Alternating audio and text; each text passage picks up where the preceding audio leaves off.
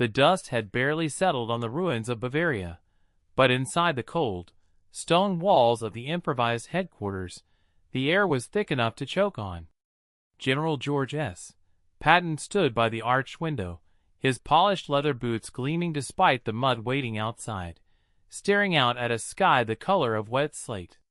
Beside him sat a man in a silver-trimmed black uniform, hands bound with heavy iron, eyes burning with a defiance that defied the defeat surrounding him. SS Obergruppenführer Erich von Stauffen was not a man who looked like he had lost a war. He looked like a predator merely waiting for the cage door to slip open. The silence between them had lasted 10 minutes, broken only by the tick of an old grandfather clock that had somehow survived the bombardment. When Patton finally turned, walking slowly toward the desk with his hands tucked behind his back, Stauffen leaned forward, his jaw tight, his shoulders square. Patton didn't yell, he didn't boast, and he didn't offer a chair. He simply stared into the eyes of a man who had authorized the destruction of entire villages, waiting for the formality of unconditional surrender to end. Stauffen raised his chin, gathered the cold spite built over 6 years of ruthless conquest, and spat straight into Patton's face. The room went dead silent. The 2 armed American guards at the door instantly snapped their rifles up, the metallic click of 2 M1 Garens echoing sharply off the stone walls. Patton didn't flinch. He didn't even reach for a handkerchief. A single line of crimson-tinged moisture dripped slowly down his cheek, landing on the immaculate collar of his jacket. The guards waited for the order to tear the German officer apart, or at least throw him to the floor, but Patton merely closed his eyes for 2 long seconds, taking a slow, measured breath. When he opened them, the anger in his eyes was gone, replaced by something far more dangerous, a quiet, terrifying clarity. He took 1 step closer, leaned down until his face was inches from the bound SS commander, and spoke 3 words that would echo through the stone halls and alter the fate of 3 different families forever. "You're already dead?" Stauffen's smirk faltered, just for a fraction of a second. He expected rage, a punch, or a military court execution order, but he didn't expect those 3 words spoken with the absolute certainty of a man reading an obituary that had already been printed. Patton straightened up, wiped his cheek calmly with the back of his leather glove, and turned his back on the prisoner. He gestured to the senior intelligence officer standing in the corner, Captain Thomas Miller. Thomas was a quiet, observant man from Ohio who had spent the last 3 years analyzing enemy intelligence, reading intercepted letters, and piecing together the fractured minds of the German High Command. Thomas knew that Stauffen wasn't just another surrendered general. Stauffen was the key to an elaborate, ghost-like network known only as the Northern Ledger, a detailed ledger containing the names, hidden locations, and stolen legacies of thousands of orphan children taken from occupied territories to be erased and rebranded. Patton didn't want Stauffen's grand speech, nor did he care about the general's military pride. He wanted that ledger. But Stauffen was a true believer, a fanatic who believed the Reich's ideals would rise again from the ashes if the next generation was preserved under their new identities. The intelligence report on Stauffen showed a man stripped of normal human empathy, a cold strategist who had executed his own officers for minor blunders. Yet, as Thomas watched the interaction, he noticed a tiny detail that everyone else missed. Stauffen's eyes hadn't darted toward the door or toward Patton's ivory-handled revolvers when he spat. His eyes had flicked briefly, almost instinctively, toward a small, worn leather satchel sitting on the edge of Thomas's own intelligence table. A satchel recovered from an abandoned armored car 3 miles outside the town. Thomas stepped forward, picking up the satchel without opening it. The moment his fingers brushed the worn dark leather, Stauffen's hands clenched tighter against his restraints, his knuckles turning white. The cold defiance in his eyes flared into something else, a sudden, sharp spike of anxiety that he tried desperately to mask behind a sneer. Patton noticed it too. The old general walked over to Thomas, took the satchel, and unbuckled the brass clasp. Inside was not a list of military units or escape routes, nor was it the infamous Northern Ledger. Inside was a single, faded photograph of a young girl with dark ribbon-tied curls, holding a small wooden carved robin, and a silver pocket watch stopped precisely at 4:15. Patton looked from the photograph to Stoffen, then back to the photograph. The tension in the room shifted entirely. The surrender wasn't just a confrontation between two opposing commanders.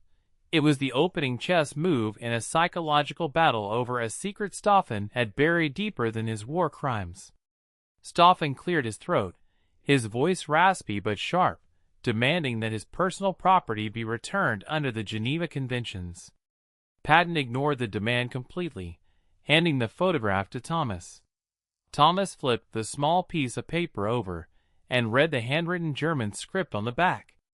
It didn't contain a name or a date. It contained a single, haunting sentence. "Forgive me for forgetting your voice." Thomas looked up at Stoffen, realizing instantly that the story they had been told about this ruthless SS general was incomplete. The public intelligence file painted Stoffen as an aristocratic bachelor with no family, no emotional ties, and no history before his fast rise through the ranks in 1939.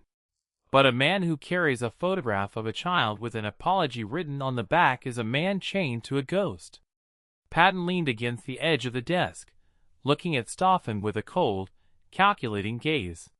He knew that physical torture or threats of execution would mean nothing to a man who had already accepted his ideological end. The only way to break a fanatic is to expose the truth he is trying to protect from himself. Patton ordered the guards to take Stoffen down to the cellar holding cells, but instructed Thomas to stay behind. The room fell quiet again as the heavy oak door thudded shut. Patton looked at Thomas, the spit still dried on his collar, his eyes sharp and burning. He told Thomas that they had less than 48 hours before the Russian forces crossed the agreed demarcation line to claim their prisoners and spoils. If the Northern Ledger fell into the wrong hands or disappeared into the chaos of post-war division, thousands of stolen children would never find their real families, condemned to live under fake names created by a fallen regime. Patton gave Thomas a simple directive: find out who the girl in the picture was, find out why Stoffen carried her memory like a shield, and use it to shatter the general silence before time ran out. Thomas took the satchel and moved to a small, drafty-side office lit by a single kerosene lamp.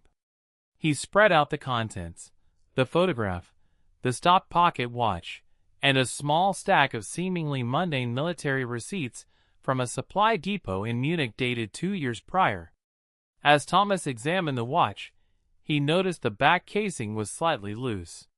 He used his pocket knife to gently pry it open, expecting to find small gears or perhaps a tiny piece of microfilm. Instead, he found a tiny lock of soft blonde hair pressed against the brass inner cover, and a tiny inscription scratched into the metal with the point of a needle. Anna 1938. The name sent a chill down Thomas's spine. In the intelligence files for the Munich depot, there was a record of an incident from November 1938, a night known for violence and fire across the country. An unregistered raid had taken place on a small civilian residence near the train tracks, led by an early paramilitary unit. The official report filed at the time claimed the occupants had fled, but a secondary, classified annex noted that a 5-year-old girl named Anna had been listed among those processed through the early state orphanage system.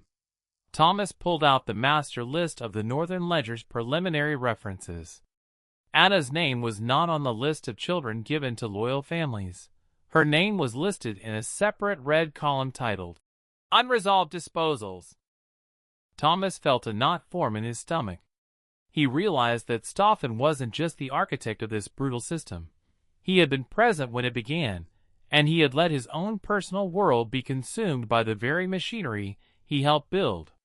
Thomas grabbed his coat, summoned an interpreter named Sergeant Miller, and headed down into the damp, freezing cellar where Stauffen was being held. The general sat on a wooden bench, his head leaned back against the wet stone, his face emotionless. When Thomas entered, Stauffen didn't even open his eyes. He simply remarked in clean, precise English that the Americans were wasting their time, that empires were built on steel and forgotten tears, and that no amount of questioning would ever make him betray his duty. Thomas didn't argue. He walked over, sat down on a wooden crate opposite the cell bars, and placed the stopped silver pocket watch on the floor between them. The metal clinked softly against the stone. Stauffen's eyes snapped open. For a second, the cold mask slipped, revealing a raw, agonizing panic that he quickly tried to suppress. Thomas looked at him quietly and said that he didn't care about Stauffen's military rank, his medals, or his political beliefs. He cared about Anna. He asked Stauffen why a high-ranking SS commander would carry the hair and photograph of an orphan girl listed under unresolved disposals. Stauffen's jaw tightened, and a muscle in his cheek twitched violently. He turned his head away, staring at the blank wall, and told Thomas that he knew nothing of civilian children, that his work was purely administrative and military. But Thomas could hear the strain in the general's voice, the barely contained tremor that contradicted his stone-faced posture. Thomas pulled out the photograph and held it up against the iron bars. He pointed to the small wooden carved robin in the girl's hands and told Stauffen that he had seen a carving just like that once before, in a small woodworking shop in the Black Forest, owned by a family that had vanished without a trace in early 1939. Stauffen closed his eyes tight, his chest rising and falling in rapid, shallow breaths. The silence in the cellar stretched on, heavy with decades of unspoken grief and buried secrets. Then, without turning his head, Stauffen whispered a sentence that turned the entire investigation on its head. He said that the girl in the photograph wasn't a victim of his system. She was his daughter. The revelation hit Thomas like a physical blow. The intelligence reports had always listed Stauffen as single, childless, and completely detached from any personal relationships.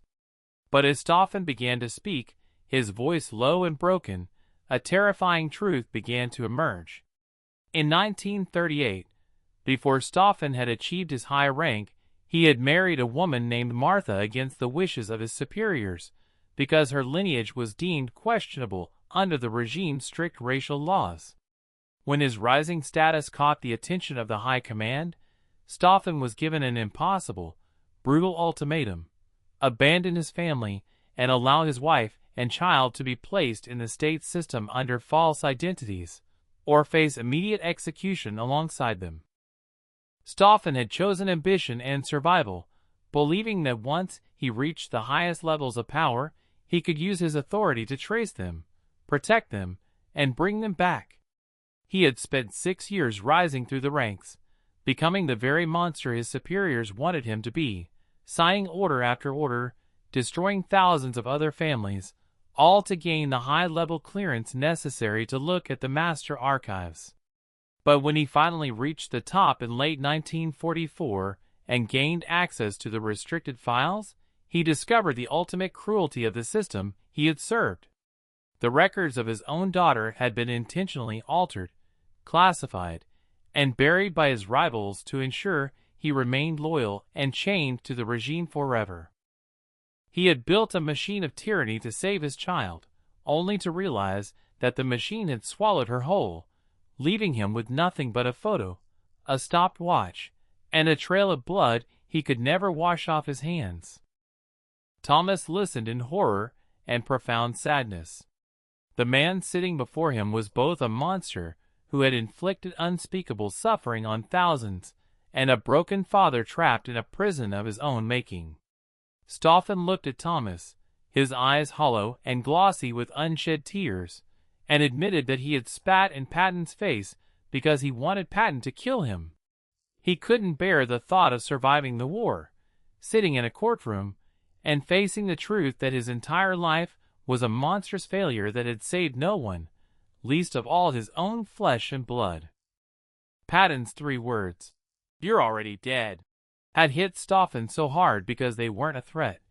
They were a diagnosis of his soul.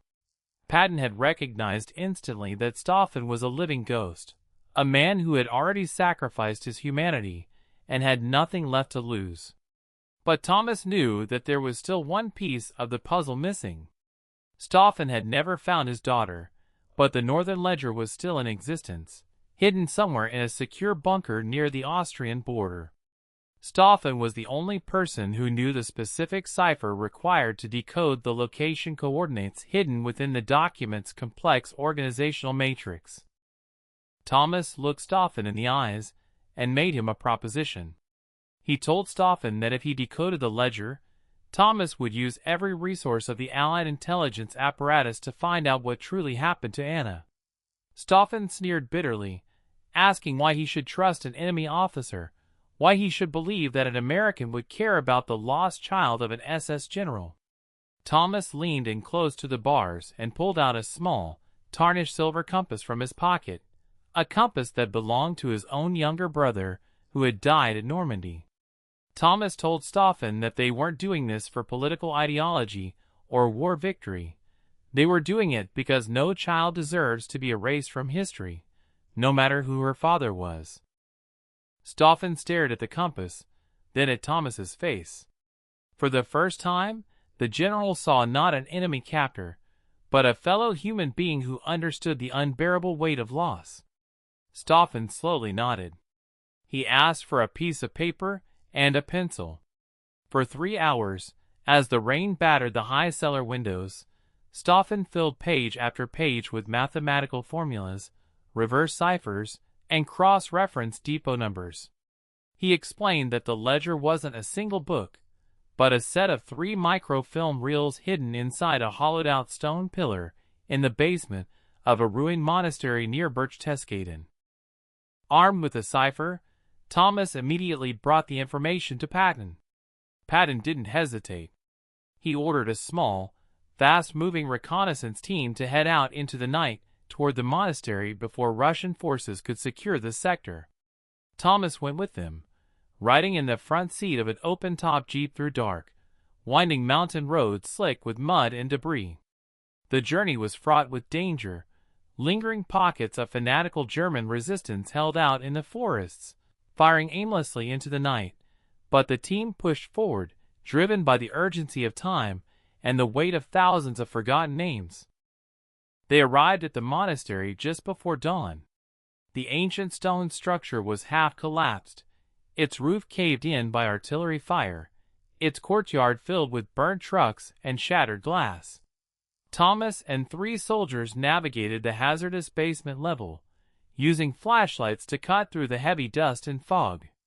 Following Stoffen's precise instructions, Thomas found the specific pillar marked with an old carved stone cross.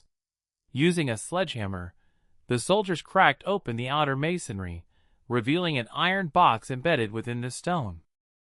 Inside the box were the 3 microfilm reels. Thomas gripped them tightly, feeling the cool metal cases in his hand. They had found the Northern Ledger.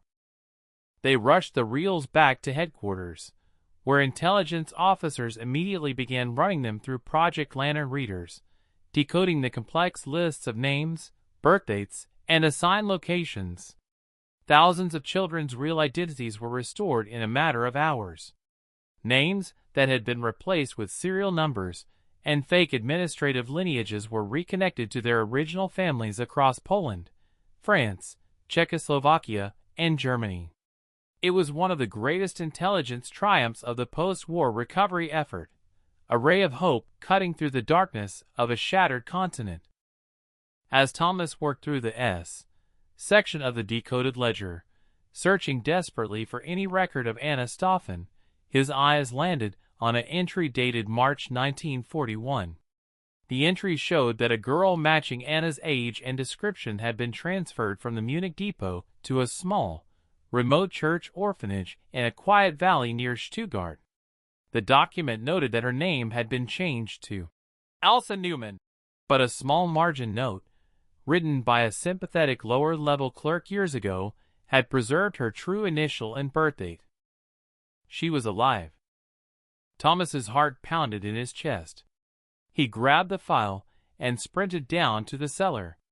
Stoffen was sitting in the same posture, staring at the floor, expecting the worst. Thomas stood outside the cell, breathing heavily, and held up the decoded document. He told Stoffen that Anna was alive, that she was living under the name Elsa in a small town near Stuttgart, safe, healthy, and being cared for by a group of nuns who had protected her throughout the war. Stoffen stiffened. His breath caught in his throat, and he slowly stood up, walking toward the bars with trembling legs. He placed his hands against the cold iron, his knuckles white, staring at Thomas in utter disbelief. Tears finally welled up in his cold, stern eyes, spilling over his cheeks, washing away the rigid armor he had worn for 6 dark years. He asked if she knew who she was, if she remembered him. Thomas looked at him gently and read the final line of the clerk's report. Child carries a small wooden carved bird and speaks often of her father's promise to return. Stoffen sank to his knees, clutching the iron bars, weeping openly, the deep, guttural sobs of a man whose soul had been dragged back from the abyss. He had betrayed everything he once believed in. He had committed atrocities that could never be forgiven, yet his ultimate act of surrender had saved the one thing that truly mattered. 2 days later, Stoffen was transferred to the International War Crimes Tribunal in Nuremberg. He offered no defense, asked for no leniency, and accepted his sentence without complaint. Before he was led away, Patton permitted Thomas to arrange a single, brief meeting between Stoffen and his daughter in a neutral receiving room. The meeting lasted only 5 minutes. Anna, now a bright, quiet 8-year-old girl, walked into the room holding the hand of a nun. She looked at the man in the plain civilian suit standing across from her. She didn't recognize his face, nor did she know his rank or the dark history attached to his name. But as Stoffen knelt on the floor, reaching into his pocket, and gently held out the small silver pocket watch, winding it until the faint, rhythmic tick resonated through the quiet room, Anna's eyes lit up. She stepped forward, reached into her pocket, and pulled out the small carved wooden robin. She placed the wooden bird on the table beside the watch. They didn't speak of the war, the regime, or the terrible price that had been paid. Stoffen simply wrapped his arms around her, holding his child for one last time, knowing that while he could never escape the justice he deserved, her life would belong to a peaceful, free future. As Stoffen was led out to the waiting transport truck, Patton stood on the balcony above, watching the vehicle roll away into the cold morning mist. Thomas stood beside the general, watching the cloud of exhaust fade into the distance. Thomas turned to Patton and asked if he had known from the beginning that Stoffen would break, if he knew that 3 words could shatter a man who had resisted every torture and threat. Patton adjusted his cap, looking out over the quiet, healing countryside, his voice soft yet echoing with profound wisdom. He told Thomas that a tyrant's hatred is always built on top of a deeper fear, the fear of being seen for what they truly are once their power is gone. When a man spits in your face, Patton said, he isn't showing strength. He is screaming to the world that he has nothing left to hold on to. Real power isn't about crushing your enemy's body. It's about forcing them to look at the truth of what they destroyed, and giving them one last chance to save what little humanity they left behind. The war ended, borders were redrawn, and the ruined cities were rebuilt brick by brick. But for thousands of families reunited by the Northern Ledger, the quiet victory won in that cold Bavarian basement was the true end of their night. Anna grew up in a peaceful world, becoming a music teacher in a small town, carrying the silver watch with her wherever she went. She never spoke of the general, nor did she care for the grand histories written in textbooks. She simply remembered that even in the deepest darkness of human history, a single spark of love can decode the truth, heal the broken, and prove that no soul is ever completely lost if it still knows how to find its way home.